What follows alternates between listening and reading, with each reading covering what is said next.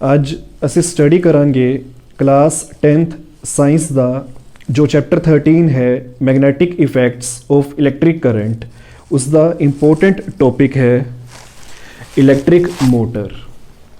ਹਾਂਜੀ, what is an electric motor?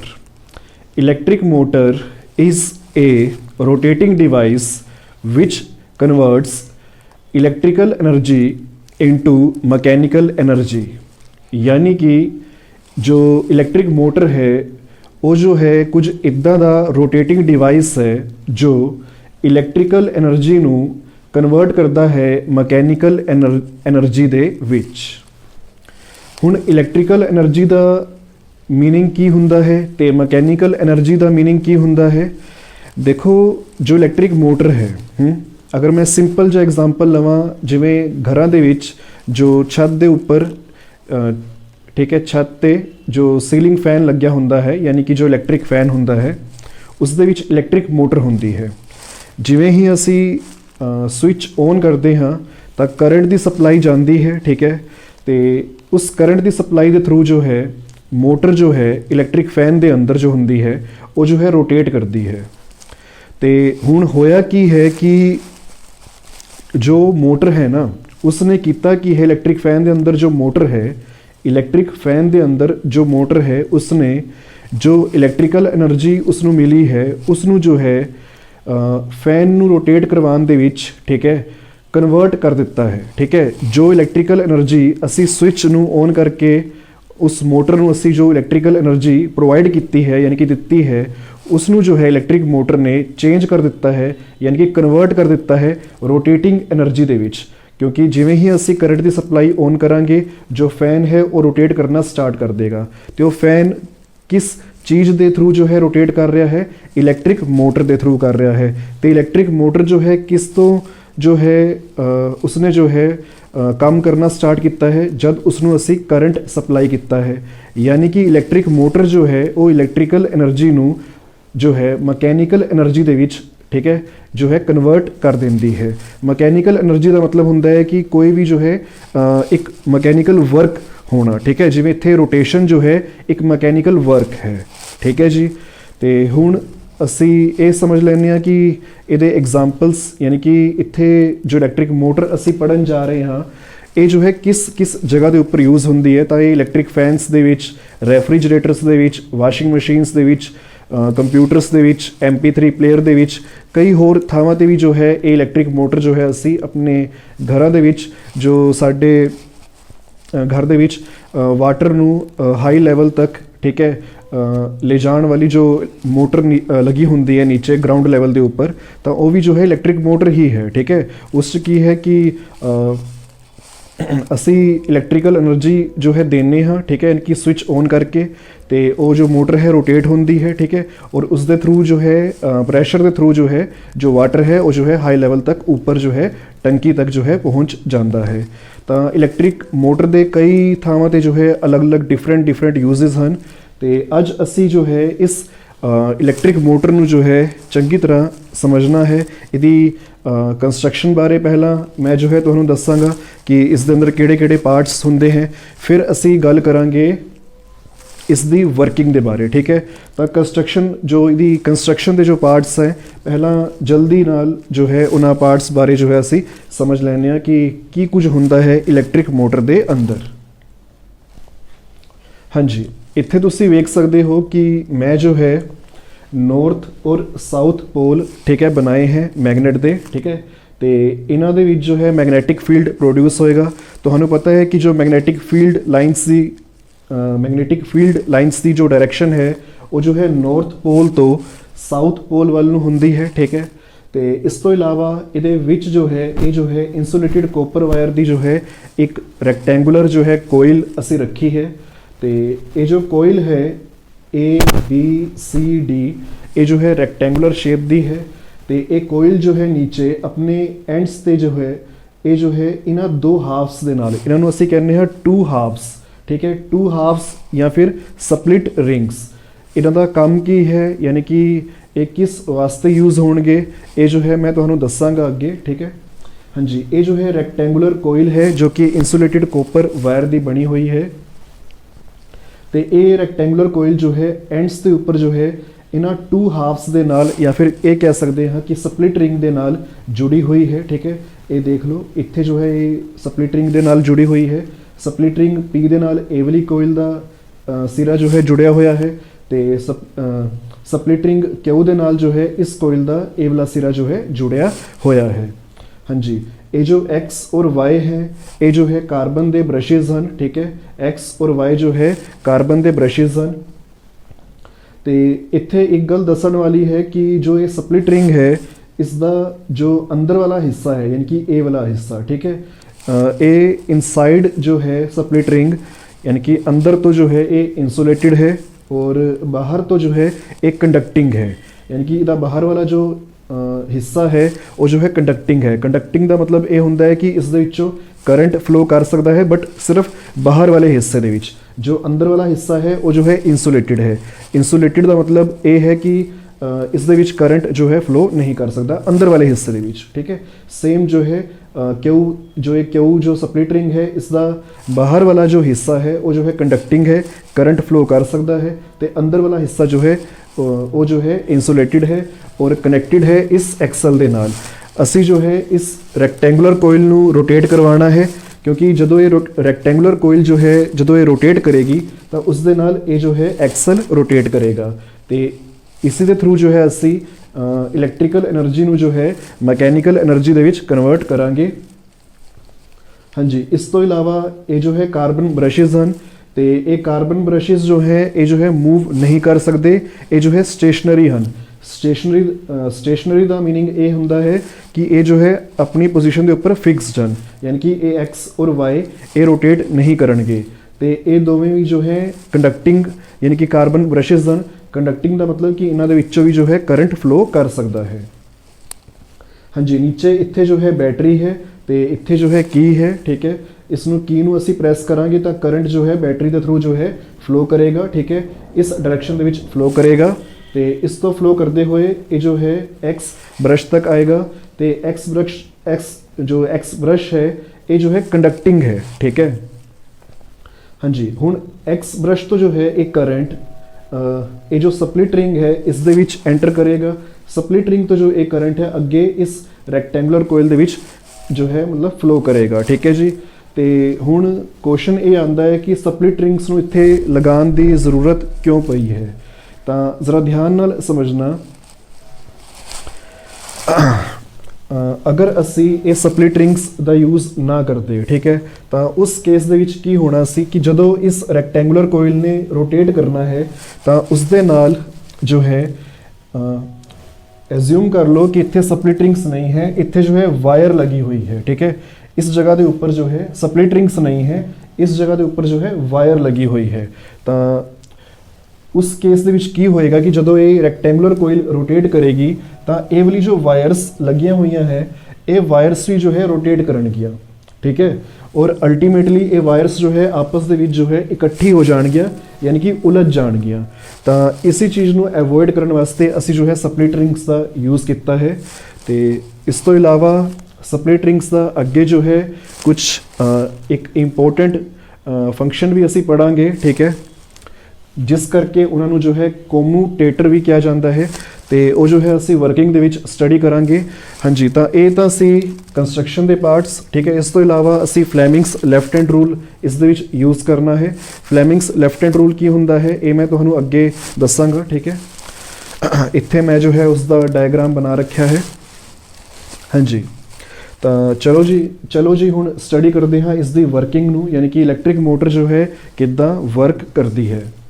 ਤਾਂ ਜਿਵੇਂ ਹੀ ਅਸੀਂ ਇਸ ਕੀ ਨੂੰ ਜੋ ਹੈ ਪ੍ਰੈਸ ਕਰਾਂਗੇ ਤਾਂ ਬੈਟਰੀ ਦੇ ਥਰੂ ਜੋ ਹੈ ਇਲੈਕਟ੍ਰਿਕ ਕਰੰਟ ਫਲੋ ਕਰੇਗਾ। ਠੀਕ ਹੈ, ਔਰ ਇਲੈਕਟ੍ਰਿਕ ਕਰੰਟ ਜੋ ਹੈ ਫਲੋ ਕਰਦੇ ਹੋਏ ਇਸ ਡਾਇਰੈਕਸ਼ਨ ਦੇ ਵਿੱਚ ਇਸ ਕਾਰਬਨ ਬ੍ਰਸ਼ ਤੱਕ ਪਹੁੰਚੇਗਾ ਜੋ ਕਿ ਕੰਡਕਟਿੰਗ ਹੈ। ਕੰਡਕਟਿੰਗ ਦਾ ਮੀਨਸ ਕੀ ਹੈ ਕਿ ਇਹ ਜੋ ਹੈ ਕਰੰਟ ਨੂੰ ਆਪਣੇ ਵਿੱਚੋਂ ਫਲੋ ਕਰਨ ਦੇਗਾ। ਹਾਂਜੀ, ਇਹ ਕਾਰਬਨ ਬ੍ਰਸ਼ ਜੋ ਹੈ ਇਹ ਕਾਰਬਨ ਦਾ ਜੋ ਬ੍ਰਸ਼ ਹੈ ਇਹ ਜੋ ਹੈ ਕਨੈਕਟਡ ਹੈ ਇਸ P ਵਾਲੀ ਸਪਲਿਟ ਰਿੰਗ ਦੇ ਐਕਸਟਰਨਲ ਯਾਨੀ ਕਿ ਬਾਹਰ ਵਾਲੇ ਐਜ ਦੇ ਨਾਲ, यानी कि करंट जो है इस सप्लिट रिंग ਦੇ ਵਿੱਚ जो है फ्लो करेगा। ठीक है, बाहर वाले एज ਦੇ ਉੱਪਰ ਤੇ ਇਸ ਸਪਲਿਟ ਰਿੰਗ ਤੋਂ जो है करंट जो है ਇਹ जो है ਇਸ ਰੈਕਟੈਂਗੂਲਰ ਕੋਇਲ ਦੇ ਵਿੱਚ यानी कि ਇਸ A ਤੋਂ जो है B ਦੇ ਵਿੱਚ ए तो बी तक जो है फ्लो करेगा, ठीक है, ए टू बी जो है करंट फ्लो करेगा। हाँ जी, ਹੁਣ ਜ਼ਰਾ ਧਿਆਨ ਨਾਲ ਸਮਝਣਾ ਕਿ ਇੱਥੇ ਅਗਰ ਅਸੀਂ ਫਲੈਮਿੰਗਸ ਲੈਫਟ ਹੈਂਡ ਰੂਲ ਅਪਲਾਈ ਕਰਾਂਗੇ ਤਾਂ ਉਸ ਦੇ ਅਕੋਰਡਿੰਗ ਇਸ ਰੈਕਟੈਂਗੂਲਰ ਕੋਇਲ ਦੇ ਵਿੱਚ ਕਿੱਦਾਂ ਜੋ ਹੈ ਰੋਟੇਸ਼ਨ ਹੋਏਗੀ, ਇਸ ਚੀਜ਼ ਨੂੰ ਜ਼ਰਾ ਧਿਆਨ ਨਾਲ ਸਮਝਣਾ। ਫਲੈਮਿੰਗਸ ਲੈਫਟ ਹੈਂਡ ਰੂਲ ਦੇ ਅਕੋਰਡਿੰਗ ਜੋ ਫਲੈਮਿੰਗਸ ਲੈਫਟ ਹੈਂਡ ਰੂਲ ਦੀ ਜੋ ਸਟੇਟਮੈਂਟ ਹੈ, ਤਾਂ ਫਲੈਮਿੰਗਸ ਲੈਫਟ ਹੈਂਡ ਰੂਲ ਦੀ ਸਟੇਟਮੈਂਟ ਇਹ ਹੈ ਕਿ if we stretch our four finger, thumb and middle finger such that they are mutually perpendicular to each other, यानी कि अगर असी अपनी जो फोर फिंगर यानी कि जो फर्स्ट फिंगर है, ठीक है, सैकेंड फिंगर या फिर मिडल फिंगर भी कह सकते हो इसनों, ठीक है, और अपने थंब नू कुछ इदा स्ट्रैच करिए, ठीक है, यानी कि खोलिए कि ये तीनों जो है आपस दे विच म्यूचुअली परपेंडिकुलर होण। म्यूचुअली परपेंडिकुलर का मतलब की है कि तिन्ना दे विच जो है 90 डिग्री का यानी कि 90 डिग्रीज का जो है एंगल बन रहा होवे, ठीक है। तो उस तो बाद की है कि अगर then if the four finger is representing the direction of magnetic field, यानी कि जो फोर फिंगर है अगर वो मैगनैटिक फील्ड की डायरेक्शन नू रिप्रजेंट कर रही है, और जो मिडल फिंगर है वो जो है इलैक्ट्रिक करंट की डायरेक्शन नू जो है पॉइंट कर रही है, ठीक है। जो फोर फिंगर है मैग्नेटिक फील्ड की डायरेक्शन नू पॉइंट कर रही है, और जो मिडल फिंगर है वो जो है इलैक्ट्रिक करंट की डायरेक्शन नू जो है पॉइंट कर रही है, ठीक है।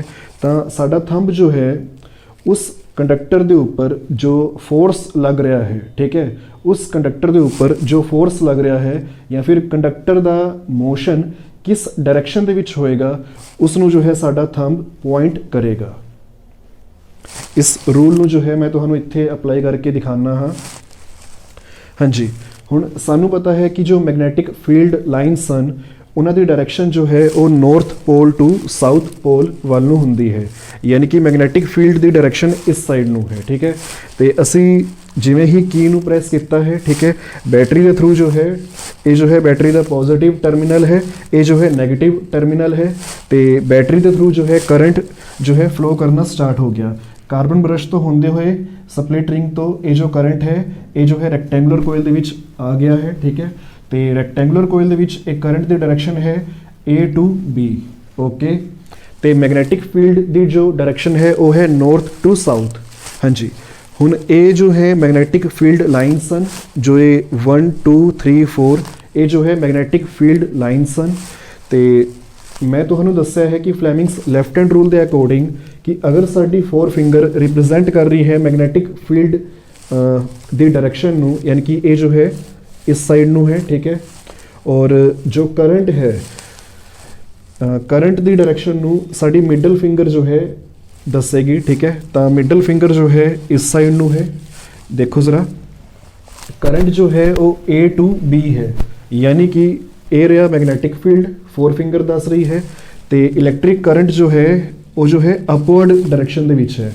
देखो ना इलैक्ट्रिक करंट ए है ए टू बी, तो इलैक्ट्रिक करंट नू जो मिडल फिंगर ने जो है पॉइंट करना है, तो मैग्नेटिक फील्ड हो गया north to south, electric current हो गया अपवर्ड डायरेक्शन ਦੇ ਵਿੱਚ यानी कि ए टू बी।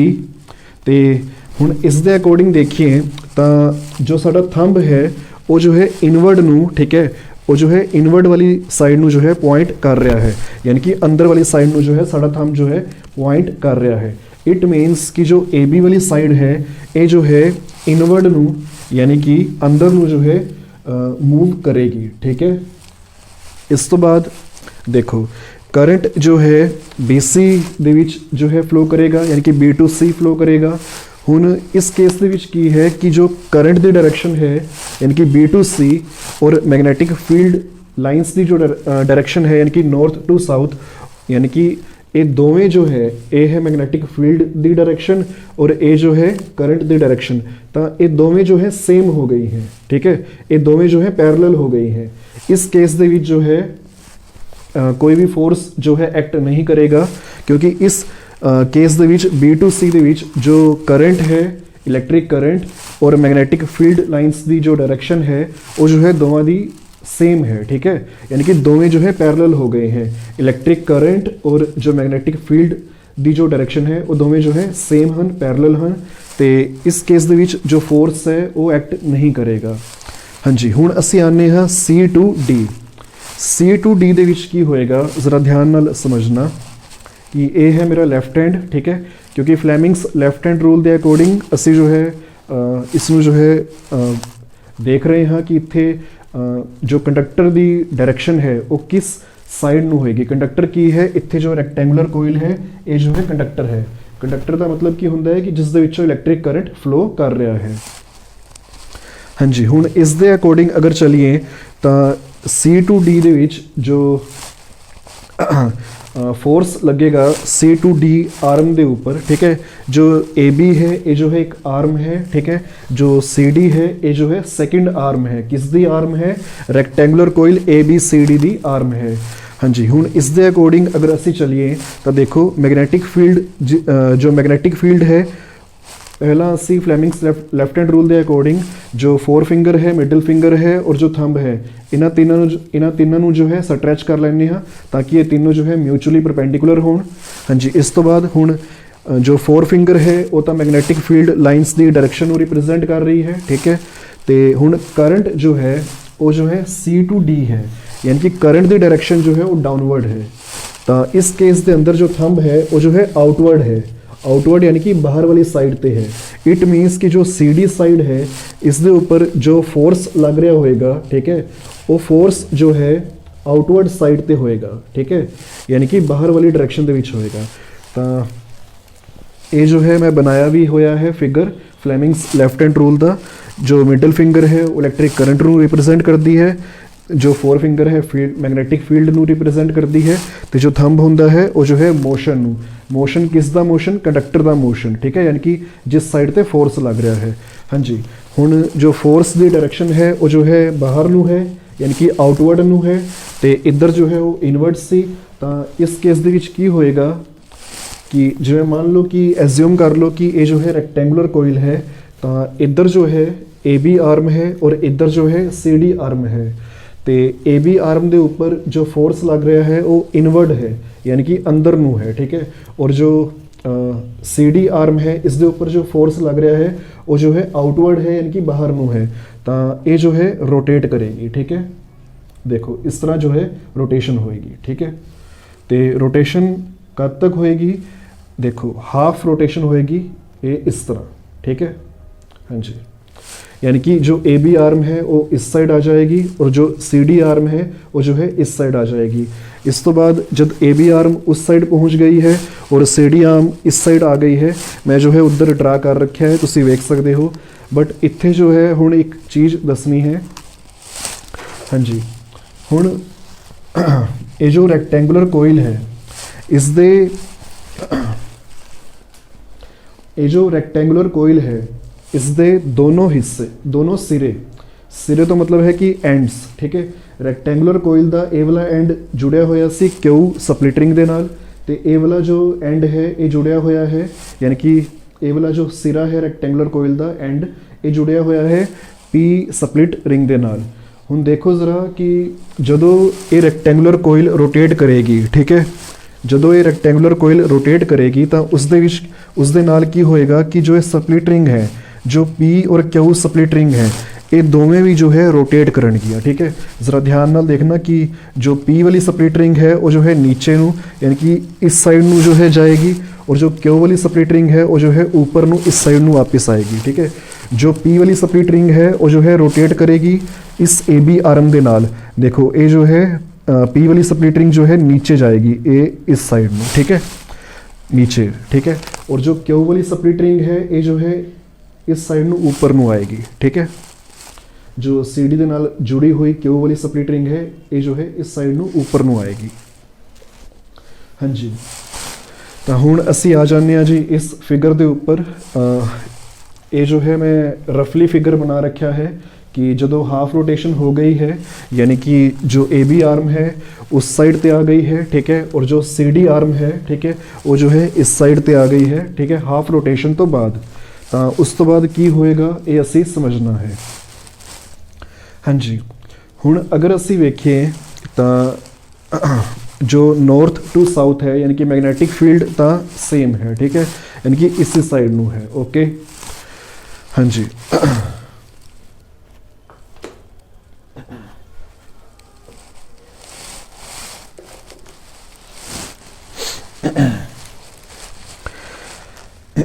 हाँ जी, हुण ज़रा ध्यान नाल समझना कि होया की है, जदों सी डी आर्म इस साइड ते जदों आ गई है, ठीक है, तो सी डी आर्म दे विच जो करंट दी डायरेक्शन है वो जो है डाउनवर्ड सी। पहला देखो सी डी आर्म दे विच जो करंट दी डायरेक्शन है वो जो है डाउनवर्ड सी, ठीक है पहला। तो जो ए बी आर्म है उस दे विच जो करंट दी डायरेक्शन है वो जो है अपवर्ड सी, यानी कि ए टू बी सी, ठीक है। और सी डी दे विच यानी कि सी डी आर्म दे विच जो करंट दी डायरेक्शन सी वो जो है सी टू डी सी, ठीक है, यानी कि नीचे नू और इधर जो है ऊपर नू। अगर हुण यही करंट दी डायरेक्शन रहंदी है, ज़रा इधर देखना एक बार कि अगर यही करंट दी डायरेक्शन रहंदी है तो होएगा कि देखो मैग्नेटिक फील्ड इस साइड ते है तो इलैक्ट्रिक करंट दी डायरेक्शन नीचे नू हो गई, ठीक है। तो इस दे अकॉर्डिंग की है कि जो मोशन है वो जो है आउटवर्ड साइड में यानी कि बाहर वाले साइड में होएगा, ठीक है। और अगर ए बी ते चेक करिए तो की होएगा कि जो मैग्नेटिक फील्ड है उसकी डायरेक्शन इस साइड में है, यानी कि नॉर्थ टू साउथ है। जो करंट है वो जो है अपवर्ड है, ठीक है, यानी कि ए टू बी है। और जो फोर्स होएगा वो जो है डाउनवर्ड होएगा, यानी कि अंदर में होएगा। इट मीन्स कि जो पहला रोटेशन हुई सी, ठीक है, यानी कि हाफ रोटेशन हुई सी, उसी चीज़ तो यानी कि सी डी जो है इधर हो जाएगा तो ए बी जो है वापस तो यानी कि मुड़ के अपनी जगह पे आ जाएगा। देखो ना, इधर जो फोर्स लग रहा है वो बाहर नू लग रहा है, इधर फोर्स लग रहा है अंदर नू, यानी कि जो ए बी है वो वापस आ गया और सी डी जो है इधर वापस चला गया। हाँ, तो फिर असी तो चाहते से कि कंप्लीट रोटेशन होए, बट इस दे विच तां हाफ रोटेशन हुई, ठीक है। देखो हाफ रोटेशन हुई ए वाली, ठीक है, और इस तो बाद फिर तो जो है ये इदा ही हो गया। इनकी हाफ रोटेशन ही हो पाई है बस। तो असी चाहते हैं कि कंप्लीट रोटेशन होए। कंप्लीट रोटेशन का मतलब की है कि ये जो रेक्टेंगुलर कोइल है ये जो है एक बारी होर हाफ जो है रोटेट करे। तो उस दे वास्ते हुण देखो ज़रा की है। हाँ जी, इस बैटरी तो जो करंट आ रहा है, हुण करंट दी डायरेक्शन है इस साइड तो, ठीक है। एक करंट फ्लो करते हुए एक्स दे विच आया। हुण होया की है कि जो ये कार्बन ब्रश है एक्स वाला,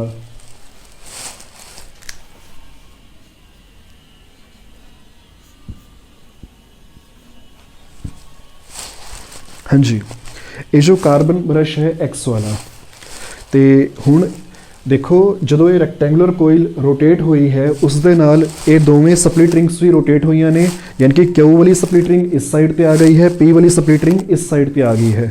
हाँ जी, हुण करंट की डायरेक्शन है इस साइड तो, ठीक है, यानी कि करंट फ्लो कर रहा है बैटरी तो, ओके। एक करंट आएगा एक्स ब्रश तक, तो एक्स ब्रश तो जो है स्प्लिट रिंग दे विच एक करंट आएगा, यानी कि स्प्लिट रिंग क्यू दे विच, ठीक है, ओके। इस क्यू स्प्लिट रिंग तक, इस क्यू जो है स्प्लिट रिंग दे विच जो है करंट फ्लो करेगा, ठीक है। तो इस क्यू स्प्लिट रिंग तो जो है जो करंट है वो जो है डी टू सी फ्लो करेगा, यानी कि जदों सी डी वाली जो आर्म है जदों इस साइड आई है तो उस दे विच करंट की डायरेक्शन पहला डाउनवर्ड सी, बट हुण इस स्प्लिट रिंग के थ्रू जो करंट आ रहा है बैटरी तो, ठीक है, इस स्प्लिट रिंग ने जो है उस करंट की डायरेक्शन नू चेंज कर दिता है, यानी कि जो करंट सी टू डी यानी कि डाउनवर्ड सी वो जो है हुण करंट देखो ज़रा, एक करंट आया, ठीक है, इधर नू फ्लो किया, तो फिर इस क्यू स्प्लिट रिंग तो जो है ये अपवर्ड डायरेक्शन में फ्लो कर रहा है, यानी कि सी टू डी जो करंट पहला डाउनवर्ड सी वो जो है हुण अपवर्ड हो जाएगा। हाँ जी, आई होप कि ये समझ आ गया होना है कि बैटरी तो जो करंट आ रहा है उसकी डायरेक्शन, ठीक है, वो जो है डी टू सी है। तो इस क्यू स्प्लिट रिंग दे करके जो करंट है वो फ्लो कर गया इस डीसी आर्म दे विच, ਤੇ ਜੋ ਕਰੰਟ ਦੀ ਡਾਇਰੈਕਸ਼ਨ ਹੈ ਉਹ ਜੋ ਹੈ ਹੁਣ ਡਾਊਨवर्ड ना रही, ਉਹ ਜੋ ਹੈ ਹੁਣ D2C यानी कि अपवर्ड हो गई है, ठीक है। और ये चेंज किस दे थ्रू आया है, इस स्प्लिट रिंग दे थ्रू आया है, ठीक है। इस स्प्लिट रिंग ने जो है, इस स्प्लिट रिंग ने करंट ਦੀ ਡਾਇਰੈਕਸ਼ਨ ਨੂੰ ਰਿਵਰਸ ਕਰ ਦਿੱਤਾ ਹੈ, ਯਾਨੀ ਕਿ ਉਲਟਾ ਕਰ ਦਿੱਤਾ ਹੈ, ਠੀਕ ਹੈ। ਔਰ ਇਦਾਂ ਦੇ ਡਿਵਾਈਸ ਨੂੰ, ਠੀਕ ਹੈ, ਜੋ ਕਰੰਟ ਦੀ ਡਾਇਰੈਕਸ਼ਨ ਨੂੰ ਰਿਵਰਸ ਕਰ ਦਿੰਦਾ ਹੈ ਉਸ ਨੂੰ ਅਸੀਂ ਜੋ ਹੈ ਕੋਮੂਟੇਟਰ ਕਹਿੰਦੇ ਹਾਂ। ਇਸ ਤੋਂ ਬਾਅਦ ਜ਼ਰਾ ध्यान ਨਾਲ ਸਮਝਣਾ कि करंट जो है C टू B फ्लो करेगा, फिर अगे जो है B टू A जो है फ्लो करेगा। तो हुण अगर ਅਸੀਂ देखिए तो पहला जो करंट की डायरेक्शन है वो जो है A टू B यानी कि अपवर्ड सी, ठीक है। जो करंट की डायरेक्शन है वो जो है A to B upward C.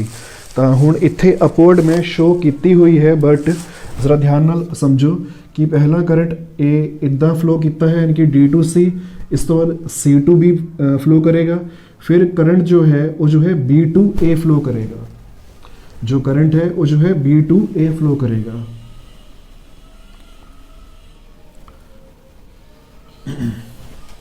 I hope कि ये तो समझ आ गया होना है।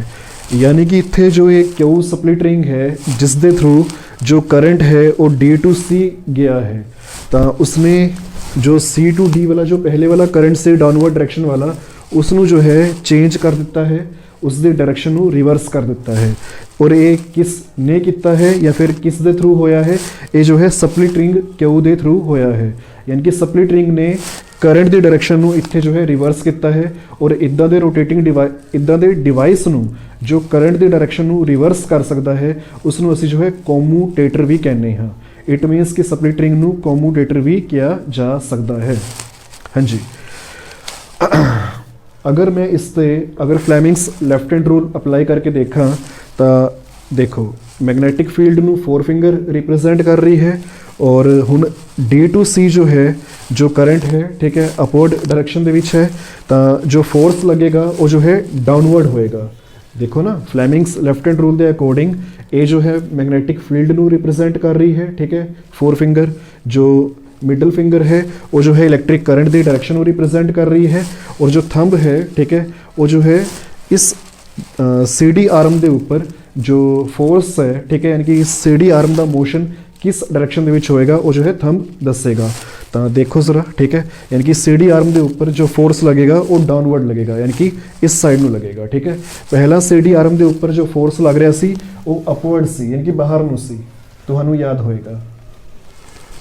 हाँ जी, हुण अगर असीं देखिए तो जो B टू A है इस दे विच की है कि मैग्नेटिक फील्ड ਨੂੰ असीं इदां, ठीक है, रिप्रेजेंट किया है 4 फिंगर के नाल, और इलैक्ट्रिक करंट की डायरेक्शन जो है वो डाउनवर्ड है, यानी कि नीचे ਨੂੰ है, ठीक है। और ये हो गई इलैक्ट्रिक करंट की डायरेक्शन। तो हुण जो फोर्स लग रहा है वो जो है अपवर्ड ਨੂੰ है, यानी कि बाहर ਨੂੰ है, आउटवर्ड ਨੂੰ। तो जो B टू A आर्म है इस दे ऊपर जो फोर्स लग रहा है, यानी कि इसका मोशन जो है इस आर्म का B टू A आर्म का वो जो है आउटवर्ड ਨੂੰ होएगा, यानी कि बाहर ਨੂੰ होएगा, ठीक है। और पहला जो है इस A टू B आर्म के ऊपर जो फोर्स लग रहा सी वो जो है इनवर्ड सी, ठीक है, तो हमें याद होएगा। तो ये डिफरेंस आया है। देखो ज़रा,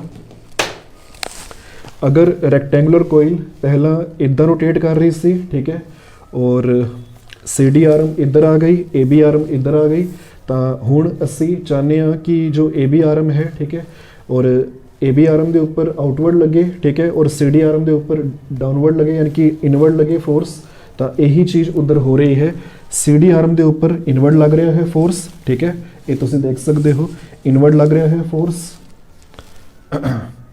और जो AB आर्म है यानी कि B टू A है, ठीक है, आर्म, उसके ऊपर जो है आउटवर्ड फोर्स लग रहा है, यानी कि ये जो है एक रोटेशन होर हो जाएगी, हाफ रोटेशन होर हो जाएगी। तो इस तरह जो है 1 कंप्लीट रोटेशन जो है कंप्लीट हो जाएगी। हाफ रोटेशन इत्थे हुई, ठीक है, और हाफ रोटेशन जो है ये इस तरफ हुई, ठीक है जी। तो हाफ रोटेशन और हाफ रोटेशन मिलके जो है कंप्लीट रोटेशन हो जाएगी। तो इस रैक्टेंगुलर कोइल दे रोटेट करन दे नाल जो ये एक्सल इस दे नाल कनैक्टेड है, यानी कि स्प्लिट रिंग्स दे जो इनर साइड दे नाल इनर जो ਸਪਲਿਟ ਰਿੰਗਸ ਦੇ ਜੋ ਇਨਸਾਈਡ ਵਾਲੇ ਜੋ ਐਜਿਸ ਹੈ ਇਹ ਜੋ ਹੈ ਐਕਸਲ ਦੇ ਨਾਲ ਕਨੈਕਟਡ ਹੈ ਤੇ ਇਸ ਰੈਕਟੈਂਗੂਲਰ ਕੋਇਲ ਦੇ ਰੋਟੇਟ ਕਰਨ ਦੇ ਨਾਲ ਇਹ ਜੋ ਐਕਸਲ ਹੈ ਇਹ ਵੀ ਰੋਟੇਟ ਕਰੇਗਾ ਔਰ ਇਸ ਐਕਸਲ ਦੇ ਉੱਪਰ ਅਸੀਂ ਕੋਈ ਵੀ ਡਿਵਾਈਸ ਜਿਸ ਨੂੰ ਅਸੀਂ ਰੋਟੇਟ ਕਰਵਾਉਣਾ ਚਾਹੁੰਦੇ ਹਾਂ ਉਸ ਨੂੰ ਜੋ ਹੈ ਲਗਾ ਕੇ ਜੋ ਹੈ ਅਸੀਂ ਰੋਟੇਸ਼ਨ ਜੋ ਹੈ ਕਰਵਾ ਸਕਦੇ ਹਾਂ ਔਰ ਇਸ ਤਰ੍ਹਾਂ ਜੋ ਹੈ ਇਲੈਕਟ੍ਰੀਕਲ એનર્ਜੀ ਯਾਨੀ ਕਿ ਜੋ ਬੈਟਰੀ ਦੇ ਥਰੂ ਅਸੀਂ ਜੋ ਹੈ ਕਰੰਟ ਸਪਲਾਈ ਕੀਤਾ ਸੀ ਇਲੈਕਟ੍ਰੀਕਲ એનર્ਜੀ ਉਸ ਨੂੰ ਜੋ ਹੈ ਐਕਸਲ ਦੀ ਰੋਟੇਸ਼ਨ ਦੇ ਵਿੱਚ ਅਸੀਂ ਕਨਵਰਟ ਕਰ ਦਿੱਤਾ ਹੈ ਜਾਂ ਫਿਰ ਇਹ ਕਹਿ ਸਕਦੇ ਹਾਂ ਕਿ ਮਕੈਨੀਕਲ એનર્ਜੀ ਦੇ ਵਿੱਚ ਕਨਵਰਟ ਕਰ ਦਿੱਤਾ ਹੈ ਤਾਂ ਇਹੀ ਜੋ ਹੈ ਇਲੈਕਟ੍ਰਿਕ ਮੋਟਰ ਦਾ ਕੰਮ ਹੁੰਦਾ ਹੈ ਜੋ ਇਲੈਕਟ੍ਰਿਕ ਮੋਟਰ ਹੈ ਉਹ ਜੋ ਹੈ ਇੱਕ ਇੱਦਾਂ ਦਾ ਰੋਟੇਟਿੰਗ ਡਿਵਾਈਸ ਹੈ ਜੋ ਕਿ ਇਲੈਕਟ੍ਰਿਕ એનર્ਜੀ ਨੂੰ ਕਨਵਰਟ ਕਰਦੀ ਹੈ ਮਕੈਨੀਕਲ એનર્ਜੀ ਦੇ ਵਿੱਚ ਹੁਣ ਇੱਥੇ ਕੀ ਹੋਇਆ ਹੈ ਕਿ ਬੈਟਰੀ ਤੋਂ ਜੋ ਇਲੈਕਟ੍ਰੀਕਲ એનર્ਜੀ ਮਿਲੀ ਹੈ ਉਸ ਤੋਂ ਜੋ ਹੈ ਰੈਕਟੈਂਗੂਲਰ ਕੋਇਲ ਠੀਕ ਹੈ ਉਹ ਇਲੈਕਟ੍ਰੀਕਲ એનર્ਜੀ ਜੋ ਹੈ ਰੈਕਟੈਂਗੂਲਰ ਕੋਇਲ ਤੱਕ ਜੋ ਹੈ ਆਂਦੀ ਹੈ ਠੀਕ ਹੈ ਔਰ ਫਿਰ ਉਸ ਦੇ ਇਲੈਕਟ੍ਰੀਕਲ એનર્ਜੀ ਦੇ ਨਾਲ ਜੋ ਹੈ ਇਹ ਰੈਕਟੈਂਗੂਲਰ ਕੋਇਲ ਜੋ ਹੈ ਰੋਟੇਟ ਕਰਦੀ ਹੈ ਹੁਣ ਇਲੈਕਟ੍ਰੀਕਲ ਜੋ ਰੈਕਟੈਂਗੂਲਰ ਕੋਇਲ ਹੈ ਇਹ ਅੱਗੇ ਕਨੈਕਟਡ ਹੈ ਸਪਲਿਟ ਰਿੰਗਸ ਦੇ ਨਾਲ ਤੇ ਸਪਲਿਟ ਰਿੰਗਸ ਦੇ ਜੋ ਇਨਸਾਈਡ ਵਾਲੇ ਜੋ ਐਜਿਸ ਹੈ ਉਹ ਕਨੈਕਟਡ ਹੈ ਐਕਸਲ ਦੇ ਨਾਲ ਔਰ ਐਕਸਲ ਦੇ ਰੋਟੇਟ ਕਰਨ ਦੇ ਨਾਲ ਜੋ ਇਲੈਕਟ੍ਰੀਕਲ એનર્ਜੀ ਹੈ ਉਹ ਜੋ ਹੈ ਮਕੈਨੀਕਲ એનર્ਜੀ ਦੇ ਵਿੱਚ ਚੇਂਜ ਹੋ ਜਾਂਦੀ ਹੈ ਯਾਨੀ ਕਿ ਕਨਵਰਟ ਹੋ ਜਾਂਦੀ ਹੈ ਕਿਉਂਕਿ ਐਕਸਲ ਦੀ ਰੋਟੇਸ਼ਨ ਦੇ ਨਾਲ ਐਕਸਲ ਤੇ ਅਸੀਂ ਕਿਸੇ ਵੀ ਉਸ ਡਿਵਾਈਸ ਨੂੰ ਲਗਾ ਸਕਦੇ ਹਾਂ ਜਿਸ ਨੂੰ ਕਿ ਅਸੀਂ ਰੋਟੇਟ ਕਰਵਾਉਣਾ ਚਾਹੁੰਦੇ ਹਾਂ ਤੇ ਐਕਸਲ ਜਿਵੇਂ ਹੀ ਰੋਟੇਟ ਕਰੇਗਾ ਉਸ ਦੇ ਨਾਲ ਉਹ ਡਿਵਾਈਸ ਵੀ ਰੋਟੇਟ ਕਰੇਗਾ ਡਿਵਾਈਸ ਤੋਂ ਮਤਲਬ ਮੇਰਾ ਇਹ ਹੈ ਕਿ ਇਸ ਐਕਸਲ ਨੂੰ ਅਸੀਂ ਇਲੈਕਟ੍ਰਿਕ ਫੈਨਸ ਦੇ ਵਿੱਚ ਵਾਸ਼ਿੰਗ ਮਸ਼ੀਨਸ ਦੇ ਵਿੱਚ ਕੰਪਿਊਟਰਸ ਦੇ ਵਿੱਚ MP3 ਪਲੇਅਰ ਦੇ ਵਿੱਚ ਕਿਉਂਕਿ MP3 ਪਲੇਅਰ ਦੇ ਵਿੱਚ ਵੀ ਕੀ ਹੁੰਦਾ ਹੈ ਕਿ ਉਹ ਡਿਸਕ ਤੁਸੀਂ ਦੇਖਿਆ ਹੋਵੇਗਾ ਕਿ ਜੋ ਡਿਸਕ ਹੁੰਦੀ ਹੈ CD ਡਰਾਈਵ ਹੁੰਦੀ ਹੈ ਠੀਕ ਹੈ ਉਹ ਰੋਟੇਟ ਕਰਦੀ ਹੈ ਦੇਖਿਆ ਹੋਵੇਗਾ ਤੁਸੀਂ ਠੀਕ ਹੈ ਔਰ ਕੰਪਿਊਟਰ ਦੇ ਵਿੱਚ ਵੀ ਜੋ CPU ਹੁੰਦਾ ਹੈ ਉਹਦੇ ਵਿੱਚ ਫੈਨ ਲੱਗਿਆ ਹੁੰਦਾ ਹੈ ਇਸ ਤੋਂ ਇਲਾਵਾ ਵੀ ਹੋਰ CD ਡਰਾਈਵ ਕੰਪਿਊਟਰ ਦੇ ਵਿੱਚ ਵੀ ਹੁੰਦੀ ਹੈ ਠੀਕ ਹੈ ਉਸਨੇ ਵੀ ਰੋਟੇਸ਼ਨ ਕਰਨੀ ਹੁੰਦੀ ਹੈ ਤਾਂ ਕਈ ਜਗ੍ਹਾ ਦੇ ਉੱਪਰ ਜੋ ਹੈ ਇਸ ਇਲੈਕਟ੍ਰਿਕ ਮੋਟਰ ਦਾ ਜੋ ਹੈ ਯੂਜ਼ ਹੁੰਦਾ ਹੈ ਰੈਫਰੀਜਰੇਟਰ ਦੇ ਵਿੱਚ ਵੀ ਜੋ ਹੈ ਇਲੈਕਟ੍ਰਿਕ ਮੋਟਰ ਲੱਗੀ ਹੁੰਦੀ ਹੈ ਠੀਕ ਹੈ ਜੀ ਤਾਂ ਮੇਨ ਇਹ ਸੀ ਕਿ ਇਲੈਕਟ੍ਰਿਕ એનર્ਜੀ ਦੇ ਥਰੂ ਜੋ ਹੈ ਅਸੀਂ ਰੈਕਟੈਂਗੂਲਰ ਕੋਇਲ ਨੂੰ ਰੋਟੇਟ ਕਰਵਾਇਆ ਔਰ ਰੈਕਟੈਂਗੂਲਰ ਕੋਇਲ ਦੇ ਰੋਟੇਟ ਹੋਣ ਦੇ ਨਾਲ ਇਹ ਐਕਸਲ ਜੋ ਹੈ ਰੋਟੇਟ ਹੋਇਆ ਔਰ ਇਸ ਐਕਸਲ ਤੋਂ ਜੋ ਹੈ ਅਸੀਂ ਮਕੈਨੀਕਲ એનર્ਜੀ ਜੋ ਹੈ मतलब जो है प्रोड्यूस करवाई है ठीक है जी तो इलैक्ट्रिक मोटर जो है रोटेटिंग डिवाइस है जो कि इलैक्ट्रिक એનર્ਜੀ ਨੂੰ ਕਨਵਰਟ ਕਰਦੀ ਹੈ ਮਕੈਨੀਕਲ એનર્ਜੀ ਦੇ ਵਿੱਚ आई होप कि ਤੁਹਾਨੂੰ ਸਮਝ ਆ ਗਿਆ ਹੋਣਾ ਹੈ ਤਾਂ ਇਹ ਸੀ ਇਲੈਕਟ੍ਰਿਕ ਮੋਟਰ ਦੇ ਬਾਰੇ